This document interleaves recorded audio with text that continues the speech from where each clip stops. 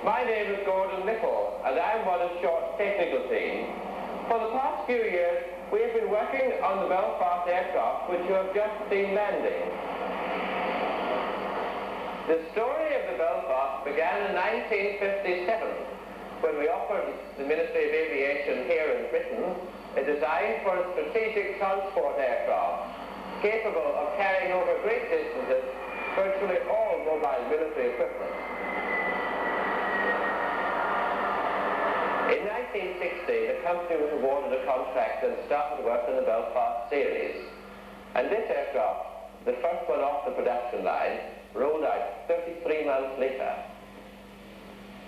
It first flew in January 1964, and now, as we make this film, is engaged on the first phase of an intensive flight development program. We aim to prove it for both military and civil purposes. What sort of aircraft is the Belfast? Well, it's a solid, reliable workhorse, a 40-ton truck of the air, if you like. We have, where possible, used well-proven components and worked on known aerodynamic principles. We did this for economy and reliability, and from the way the flight development program is going, we've realized we were right. The turboprop engines are underslung and are Rolls-Royce Times, similar to those used in the Vanguard, the CL-44, and the Breguet Atlantic.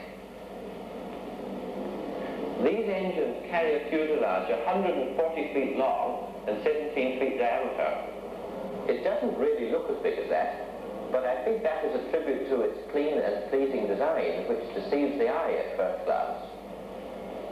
You can get an even better idea of its size if you compare it with Skyvan, another short freight-carrying aircraft. I'd like, if I may, to take you over the Belfast and show it to you in a bit more detail. Well, here we are at the nose of the aircraft, and from here the tip of the tailspin is more than 50 yards away. Each of these Tyne engines develops more than 5,700 horsepower and drives a 16-foot propeller which incorporates a beta control system. The engines are spaced wide so that if more powerful versions become available, we shall be able to fit bigger propellers. The blisters house much of the aircraft systems work. There is also a 500 horsepower gas turbine which can provide all power requirements on the ground and also feed the air conditioning.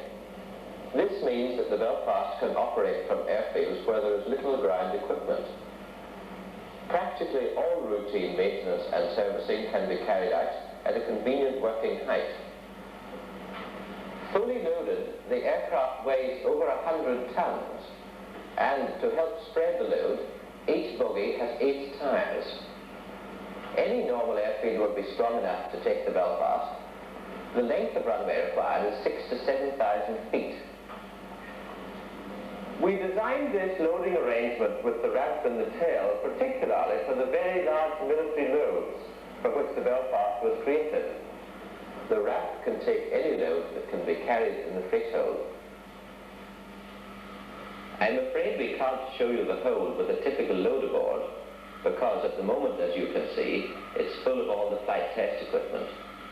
Nowhere is it less than 12 feet high and 12 feet wide, and there is a walkway along each side.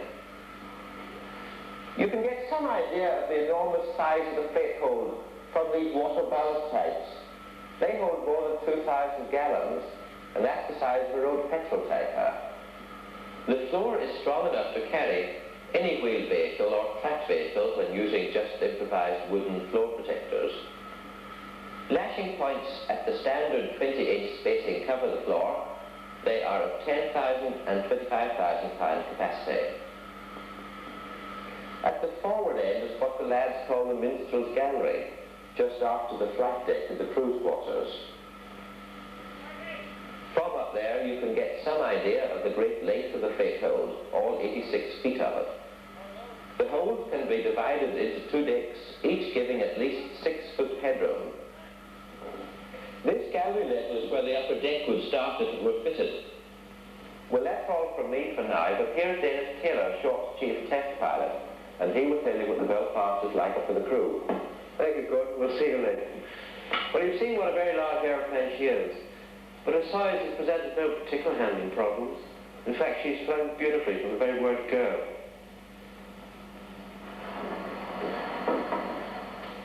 From a cruise point of view, the layout is extremely good, and every effort has been made to produce the maximum comfort for the long flights the aeroplane will be doing in service. Come through and have a look at the business end. This is the flight deck, and it's very quiet in flight.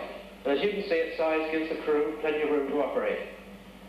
We have used a split ram's horn control column to give a clear view of the basic flying instruments of the Smith's flight system. All instruments and switches have been kept below eye level, which will overcome the business of operating switches and trying to read instruments in the roof. The main warning panel, which covers all the aircraft systems, is located centrally between the two pilots. In the case of a fire warning, for instance, a caption is illuminated here, a light comes on in the appropriate fuel cock here, and another is illuminated in the fire channel.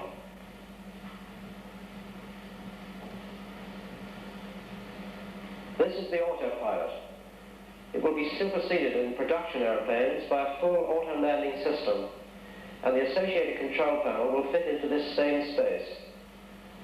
During takeoff and landing, the engineer sits behind the throttle quadrant, but during flight he moves back to his in-flight station, where all his systems are laid out schematically. Color coding has been used on the various panels: yellow and blue for electrics, red for fuel lines, and purple for hydraulics. Over here we have the de-icing panel, where we have made use of a mimic display to locate the various controls. This is where the navigator sits. You will see that he has twin Doppler, twin VOR, twin ADF, and TACAN. I see the rest of the crew are arriving, and it looks as though we're off on the next flight. So I'll hand you back to Gordon. Cheerio.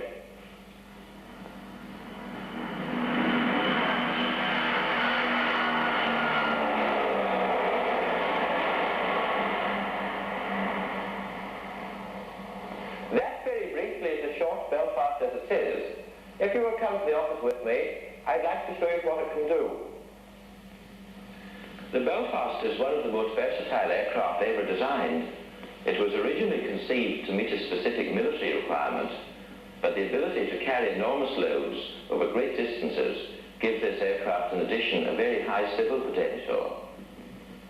Earth-moving machinery, transport units, passengers and hundreds can be fitted comfortably and efficiently into this 11,000 cubic feet of hold space.